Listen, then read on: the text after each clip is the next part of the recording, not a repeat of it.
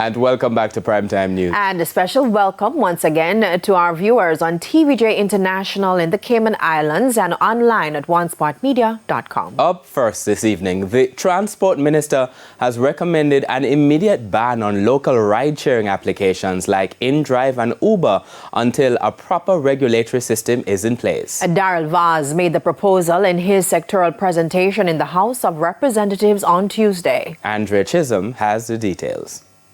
Passengers have been enjoying the ease of booking taxis through applications on their phones. While the benefits are obvious for both passengers and drivers, major concerns about safety. I actually took a cabinet submission to cabinet 3 weeks ago to discuss this very matter because of the complaints that I was getting from commuters and also from industry players who are playing by the rules and paying their fees for their license, etc. And these apps are undercutting them both in fear without any form of background checks and no monitoring by the Transport Authority.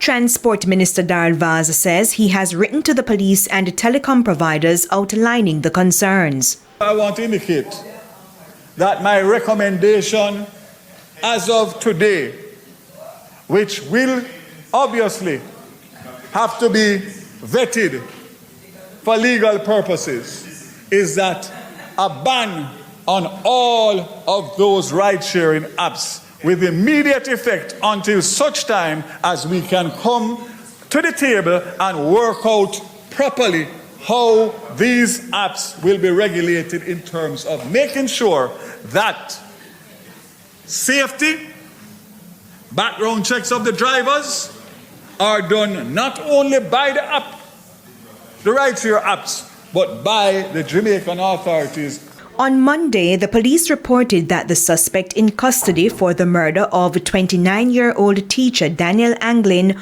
operated a ride-sharing service and has a history of sexual offenses. This is just one of several cases that the police have had evidence that these ride-share apps have been used for criminal activity. So it's not the unfortunate loss of a life on the weekend. There are several. And with a letter from the police to the minister responsible for telecommunications, I have a responsibility to act. And I am prepared to go to the end of the world to make sure that that ban is enforced immediately. The Transport Authority is scheduled to meet with representatives of local ride-sharing apps this week. InDrive remains outstanding. And I'd like to point out that in addition to the government concerns about safety and security in this environment, there are issues relating to undercutting in the market where lower fares are charged. And that impacts on the tourism, the economy in general, and the threat of other issues such as money laundering and terrorism. Discussions have begun with international ride-sharing app Uber, which has indicated a willingness to operate within Jamaica's legal framework. Andrea Chisholm, TVJ News.